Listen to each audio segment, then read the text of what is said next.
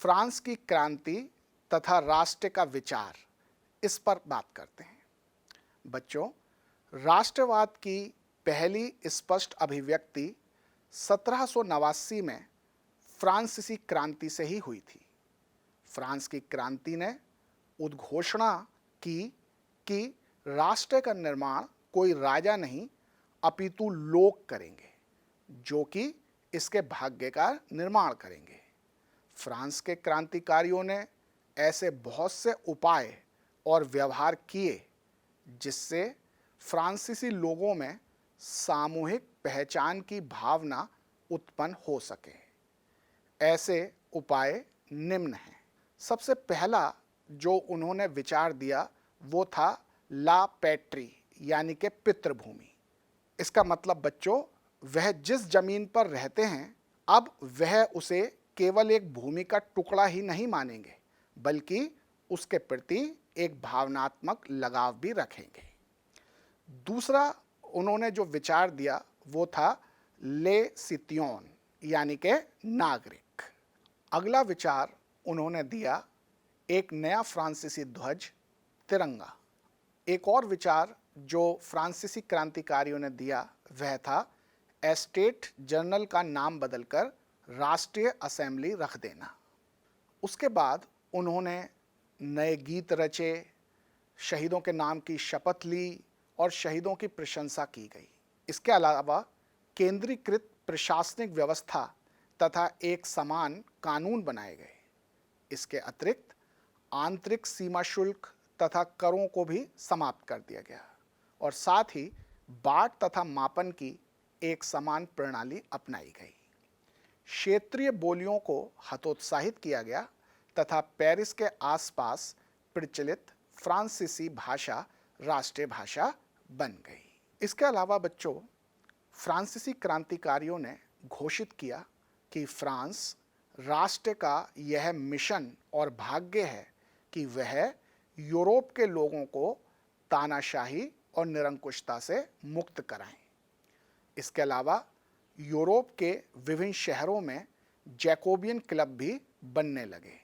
क्रांतिकारी युद्धों के प्रारंभ होने पर फ्रांस की सेना राष्ट्रवाद का विचार विदेशों में लेकर पहुंची और इस प्रकार राष्ट्रवाद का विचार यूरोप के सभी क्षेत्रों में फैल गया। हॉलैंड, बेल्जियम तथा स्विट्जरलैंड सभी राष्ट्रवाद के विचारों से ओतप्रोत हो गए। आपकी इतिहास की पुस्तक के इस पहले पाठ के चित्र 2 में एक जर्मन पंचांग का आवरण पृष्ठ दिखाया गया है, जिसका डिज़ाइन पत्रकार एंड्रियास रैपमन ने 1798 में तैयार किया था।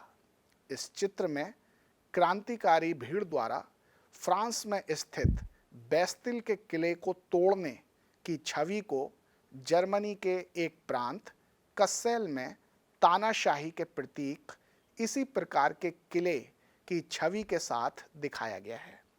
इस चित्र के साथ यह नारा भी लिखा है, लोगों को अपनी आज़ादी पर स्वयं कब्जा करना है। रैपमन मेंज शहर का रहने वाला था और जर्मन जैकोबियन क्लब का सदस्य था। इस चित्र से स्पष्ट है कि यूरोप के अन्य देशों के लोग फ्रांस से प्रेरणा ले रहे थे और इस प्रकार फ्रांस की घटनाएं यूरोप के अन्य देशों में राष्ट्रवाद की भावनाएं उत्पन्न कर रही थीं। प्यारे बच्चों, यहाँ हमें यूरोप में राष्ट्रवाद के विकास में नेपोलियन की भूमिका पर भी विचार करना आवश्यक है। नेपोलियन ने 1804 में सिविल कोड लागू किया, जिसे नेपोलियन कोड भी कहते हैं। उसने जन्म पर आधारित विशेषाधिकार समाप्त कर दिए। नेपोलियन कोड ने कानून के समक्ष समानता की अवधारणा लागू की। उसने प्रशासनिक विभाजनों का सरलीकरण किया, सामंतवादी व्यवस्था को समाप्त किया तथा किसानों को कृषि दासता तथा सामंती करों से मुक्त कराया। शहरों में श्रेणी प्रतिबंधों को समाप्त किया गया, संचार और परिवहन के साधनों को उन्नत किया गया, अतः व्यापारियों और छोटे उत्पादकों को एक राष्ट्र के रूप में संगठित होने का महत्व महसूस होने लगा। लेकिन शीघ्र ही यूरोप के लोगों का फ्रांस के ऊंचे ऊंचे दावों से मोहभंग हो गया, तथा फ्रांस के लोगों के प्रति विरोध की भावना पैदा होने लगी। हॉलैंड, स्विट्जरलैंड, वार्सा तथा मिलान इत्यादि में फ्रांस के प्रभुत्व का विरोध होने लगा और इसके परिणाम स्वरूप इन देशों में राष्ट्रवाद की भावना विकसित होने लगी। आपकी पुस्तक का चित्र 4 जर्मन चित्रकार कार्ल कैस्पर फ्रिट्ज द्वारा बनाया गया है। इसमें फ्रांसीसी सेनाओं पर व्यंग किया गया है कि एक ओर तो वह दावा करते हैं कि वह मुक्तिदाता हैं क्योंकि वह जिस क्षेत्र में जाते हैं वहां से तानाशाही वाले राजतंत्र को हटा देते हैं, लेकिन वास्तव में फ्रांस के सैनिक अपने नियंत्रण वाले क्षेत्रों में स्वयं ही अत्याचार करते हैं। इस प्रकार यूरोप के अन्य देशों के लोगों के मन में फ्रांस के विरुद्ध उत्पन्न होने वाले रोष के कारण भी इन देशों में राष्ट्रवाद की भावना मजबूत होने लगी। बच्चों, अब हम बात करते हैं अगले विषय की, जिसका नाम है यूरोप में राष्ट्रवाद का निर्माण। प्यारे बच्चों, 18वीं सदी के मध्य में यूरोप में कोई राष्ट्र राज्य नहीं था।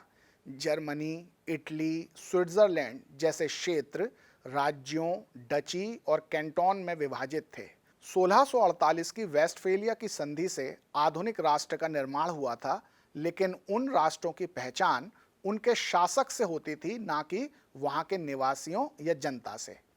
यूरोप में राष्ट्रवाद का विकास कैसे हुआ, यह समझने के लिए जरा हम 18वीं सदी के यूरोप पर एक नज़र डालते हैं। पूर्वी और मध्य यूरोप पर निरंकुश शासकों का शासन था, जिनके क्षेत्र में विविध नस्लों, धर्मों और संस्कृतियों के लोग रहते थे जो विविध भाषाएं बोलते थे। उनमें एक सामूहिक पहचान या एक साझी संस्कृति को वहन करने का भाव नहीं था। वे अपने को एक राष्ट्र नहीं मानते थे। ऑस्ट्रिया हंगरी का हैब्सबर्ग साम्राज्य विभिन्न नस्लीय समूहों से मिलकर बना था जो भिन्न भिन्न भाषाएं बोलते थे। उनमें साझेपन की किसी भी भावना का अभाव था। नेपोलियन द्वारा संभ्रांत वर्गों के विशेषाधिकारों को समाप्त करने के बाद से शिक्षित, उदार, मध्यम वर्ग के बीच राष्ट्रीय एकता का विचार लोकप्रिय होने लगा।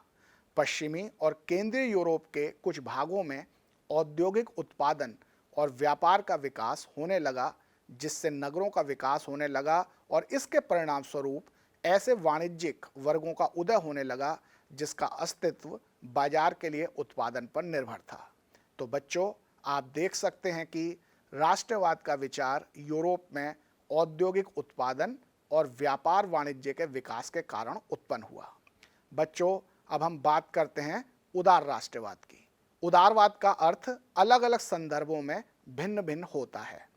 नए मध्यम वर्ग के लिए उदारवाद का अर्थ था व्यक्ति के लिए स्वतंत्रता तथा कानून के समक्ष सभी की समानता।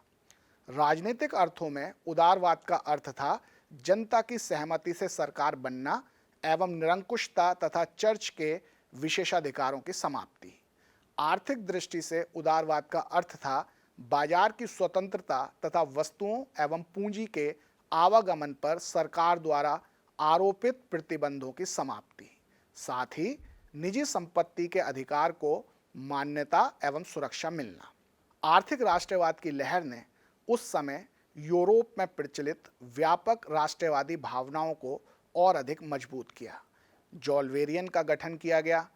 जॉल्वेरियन एक ऐसा सीमा शुल्क संघ था जिसने माल को एक स्थान से दूसरे स्थान पर ले जाने पर लगे शुल्क प्रतिबंधों को समाप्त कर दिया और 30 से अधिक मुद्राओं की संख्या को घटाकर केवल 2 कर दिया। रेलवे के नेटवर्क के निर्माण से लोगों और माल का आना जाना और तीव्र तथा अधिक होने लगा, जिससे आर्थिक हितों में और अधिक गहरा जुड़ाव आया, जिससे राष्ट्रीय एकीकरण की प्रक्रिया मजबूत होने लगी। यहीं से यूरोप में राष्ट्रवाद का विचार पनपने लगा। तो प्यारे बच्चों, आपने देखा कि यूरोप में राष्ट्रवाद के विकास के इस चरण में यह फ्रांस की क्रांति की उदात्त भावनाओं, नेपोलियन के कार्यों के सकारात्मक और नकारात्मक प्रभावों, लोकतंत्र, गणराज्य, उदारवाद और सबसे अधिक आर्थिक कारणों या आर्थिक राष्ट्रवाद से प्रभावित रहा। यह व्यक्ति की स्वतंत्रता और उसकी आर्थिक समृद्धि के विचार पर आधारित रहा। इस चरण में राष्ट्रवाद व्यक्ति को एक बेहतर जीवन का सपना दिखाता था,